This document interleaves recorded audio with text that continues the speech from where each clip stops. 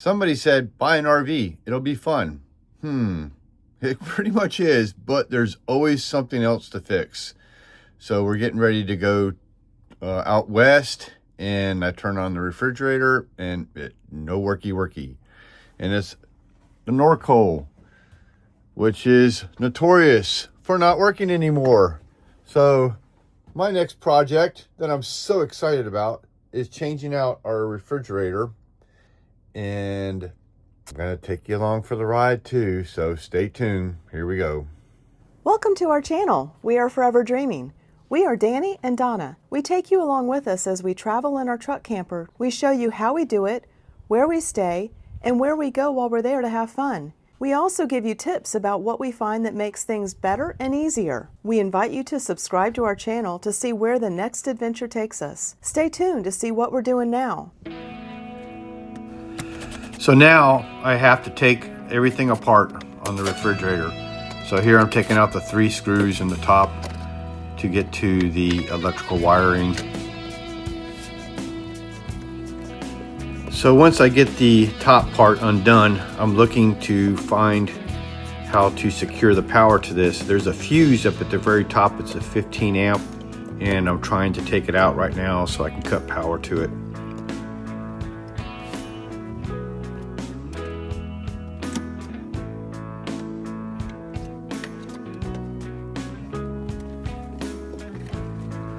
So at this point, I see that there's screws that are holding the refrigerator into the framing on the sides.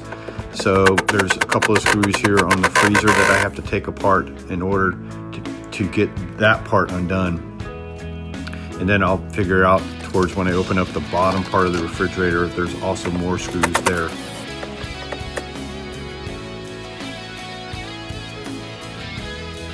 So at this point, I'm moving down to the bottom screws in the refrigerator. And if I remember correctly, there's 3 on each side. And these basically are just wood screws that are screwed into the frame on the left and the right. On this one here, I was having a hard time getting the screw to come out. It was unscrewed, but I couldn't get it out. So I used a screwdriver to kind of pry the refrigerator away from the wood a little bit in order to get the screw to come out.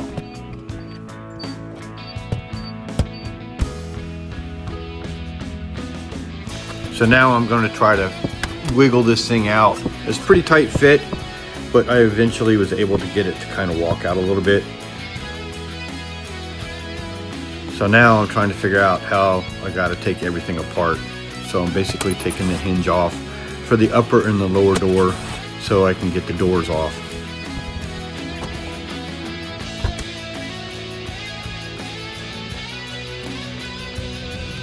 It kind of took me a few seconds to kind of figure out how to do this. It is definitely a one-man job. 2 people in that small spot there would have just been, cumbersome.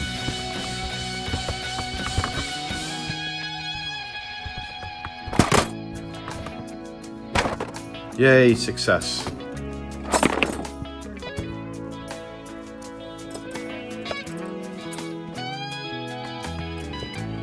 Now you got to take out all the drawers and shelving so I can make this lighter so me and Donna can get it out. So everything's kind of screwed in. It's kind of a pain in the butt, to be honest with you, to get it out, but it worked and I eventually got it.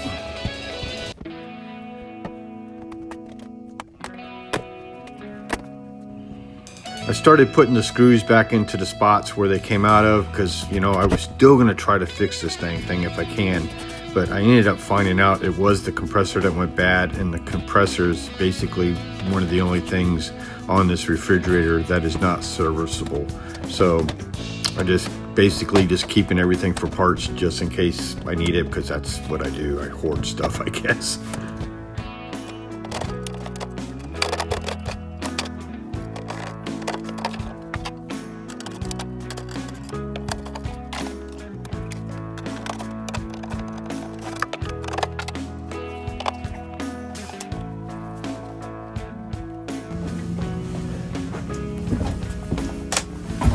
So on this part, I'm measuring the door to see if the refrigerator can fit through here.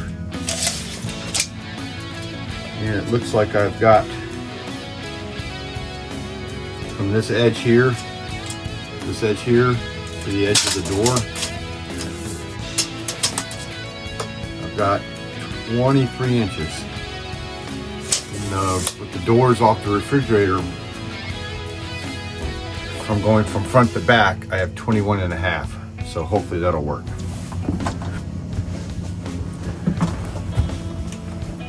And here I have my beautiful assistant helping me take off the cabinets,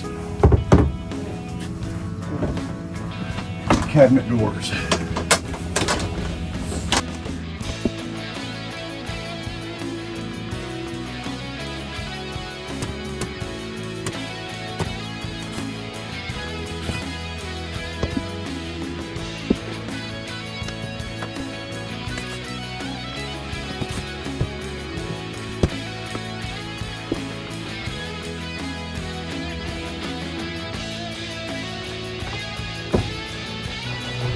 Now here comes the fun part of trying to get the refrigerator out between the left and the right side of the wall.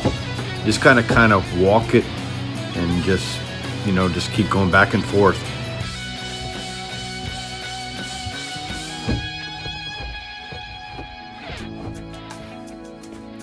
Now this is definitely where our two people really help. So Donna's getting one side, I'm getting the other, so we can get it completely out. You just gotta, like I said, just go a little bit at a time. Left, right, till you squeeze it out. Also at this point, I'm actually trying to unhook the wires at the top too, so I can disconnect the refrigerator from the 12-volt power.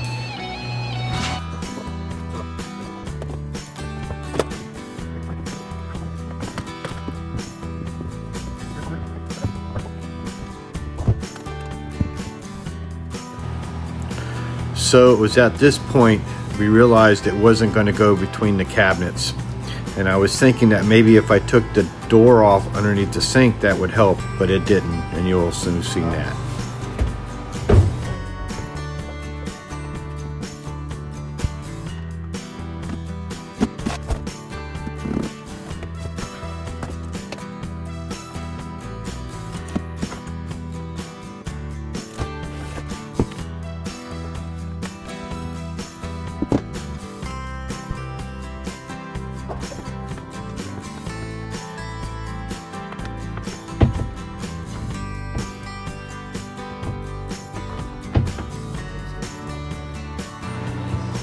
It was at this point that I realized that I screwed up.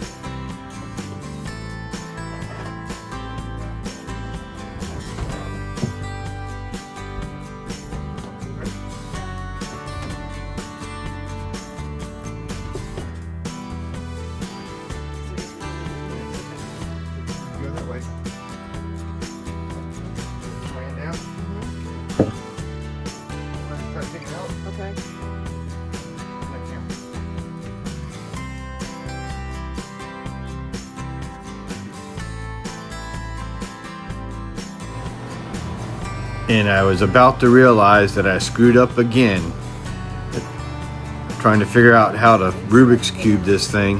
I realized that I think we have to take the door off to get it to go out. So, and that was the case. I also realized that I did have to take the top hinges off too, because you need every bit of the door opening in order to get it through the hole there.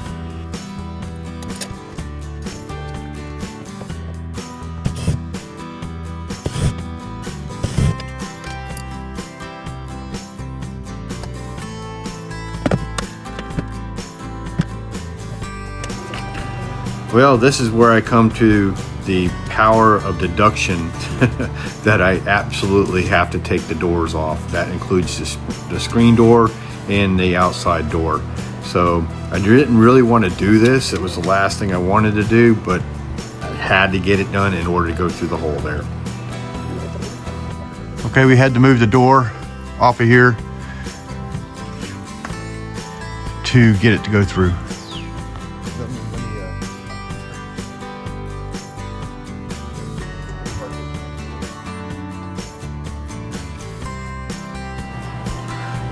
So we were fortunate that Donna's son was visiting us for the holidays from the Air Force, and so the third hand, he really helped out. Okay guys, we're going to do a recap of what we did towards putting the new refrigerator in. The very first things that we had to do is disassemble part of the RV. So I had to take the screen door and the door off in order to get the clearness of the 24 inches here. When we took the door off and everything, we went ahead and I did a video of how we changed the glass here and put the shade in, and that looks pretty nice. I think that came out really well. But anyways, with the door off and you bring in the new refrigerator in, the new refrigerator was 23.5 inches wide. The door is 24, so I had 1/4 inch on each side, and me and Donna were able to bring it in. So basically we brought it in, brought it up the ladder, and came in this way, lifting it up the whole way.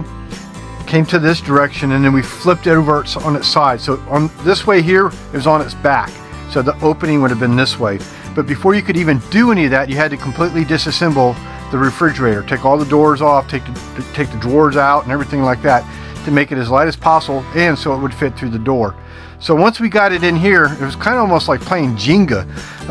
But we got it in here, we rotated it on its side, and then we walked it this way. So the opening would be here, and walked it in here, leaned it up against the bed. Donna got trapped in between the refrigerator and the bed, but we got it out and then leaned it up and then pushed it in. Some of the things that we had to disassemble to get it in here in order for it to fit is we had to take off all the pantry doors. So all 4 doors had to come off. And it was super easy. It's not that big of a deal.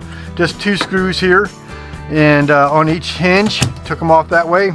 Just remember what doors go where, because believe it or not, and I didn't know this until I put the doors back together, but these 2 doors are actually shorter in width than these 2 doors.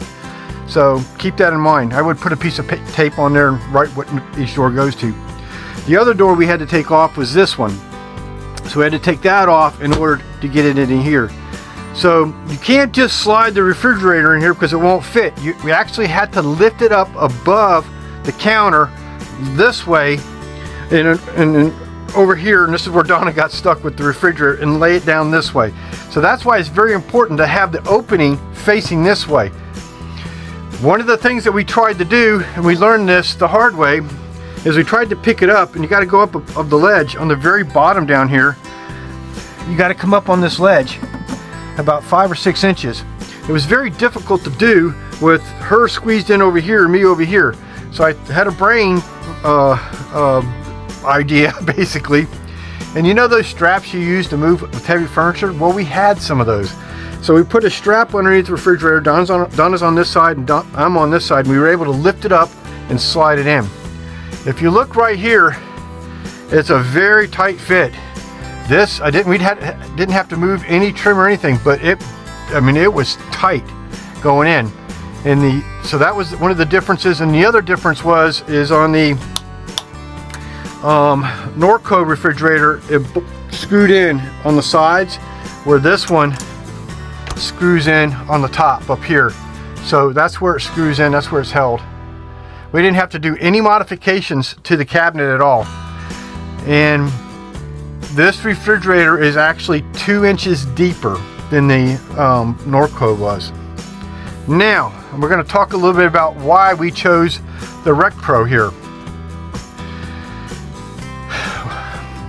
We had a Norco, and they're famous for breaking. And so when it went out, I turned it back on because we're fixing to go to Quartz Site for the truck camper rally. It didn't work. The board came on and everything. The compressor ended up being the compressor, and we're right at like 2.5 years on that thing.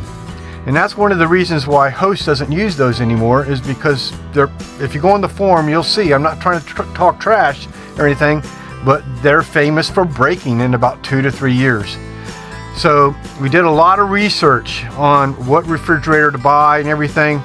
and we looked at all the other brands except for Norco. There's no way in heck I was going to buy another Norco. RecPro, we ended up going with RecPro. Not sponsored. We just did our research on this. With the reviews, Norco was like 4.5. And the shipping on it was fairly fast. It took about a week to come in, I think it was. But the biggest reason that we went with RecPro is because no matter what refrigerator you buy, they're only a year warranty. But RecPro also sells on Amazon. Now, gotta follow me here. We ended up buying it on Amazon because we could buy the 3-year Assurance program insurance thing, and it was like $100 more. So where RecPro doesn't offer, nobody offers an extended warranty on the refrigerators. So that's what we did. We bought it off Amazon, and we bought the Assurance 3-year protection plan, basically. So something else happened, $1,500 later, we should be taken care of, because these things aren't cheap. And this one, basically, it was exact dimensions, a little bit wider, and the height was the same, but the depth was, like I said, 2 inches more, and we're good to go. It clears everything, and when you put the slide out in, of course, it doesn't go past the cabinet here, so we're good to go on all that. So that worked out really well, and we still have our child safety locks on here that we use to help prevent these from coming open. So we just basically took them off the old refrigerator and put it on here. I tried to get a hold of Norco. There's no customer service with them at all. You can't call them and talk to anybody, and they have a chat option, and I wasn't very successful with that. And all my research said, oh, you know, it's like $200 for a board. Our board was fine. So if you need a Norco board, let me know. I'll hook you up, because the board was fine. It was the compressor that went bad, and there's no servicing the compressor. And I don't have any idea why it went bad. I really don't have a clue. When we got home, you know, we turned off the refrigerator, cleaned it all out and everything, and when I went to turn it back on, everything powered on with the exception of the compressor. Went through all the testing and everything. The compressor just was bad. The other thing that we liked with RecPro on the refrigerator versus the Norco is that this one has an automatic defrost, which was really nice. So Don, if you want to look in here, so this one on the Norco is just a box. It didn't have any fans or vents or anything like that. This one has an automatic defrost. But Norco, after a couple of weeks, you start getting frost built up in the freezer. And so we'd have to, you know, defrost it like every month. Take everything out, take a hairdryer to it, blah, blah, blah, blah, and get it out. So that's what this one looks like on the inside. We also use thermometers, so I can always tell at a glance what my temperature is down here in the refrigerator and in the freezer. And this is what the refrigerator looks like. I'm gonna step out so Donna can look inside. But it's a pretty good sized refrigerator for a 12 volt inside of a truck camper. It's nice, you can fit milk right there. We put some extra containers in here, so if we put like sauces and spices in there, we can pull it out and be able to get to the things in the back easier, so it's kind of like a drawer. So that's what we did, and you're gonna say, well, why didn't you videotape putting it in? Well, I'm gonna be perfectly honest with you. I forgot to. I was so excited about getting it in and getting put in so we can get on the road again that I forgot to even tape putting it in. But we did tape bringing it out, so it's just the reverse of what we did. On a scale of 1 to 10, because the cluster or the closeness of everything working, I'd say I'd give it a 7 or 8. What do you think, Donna? Well, I think my part was a 9 because I had to get trapped under it in my bed. Yeah. I'd say 7. Yeah. Putting it in, taking it in and putting it out was the biggest challenge. Save your parts from your old refrigerator that you take out, because I used the wiring harness that came with the Norco and was able to utilize the same thing with the same fuse operation and everything else. So save your parts. And I'm really happy with this one. And like I said, time will tell. And that's really all we got. I hope our woe is not yours.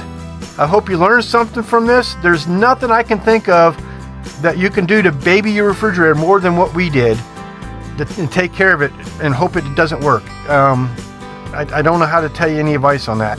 But Thanks for watching. If you got anything out of this video, please give it a thumbs up, make a comment, let me know what you guys think, if we screwed up or did something wrong. But we appreciate you sticking around this long, and we'll see you next week.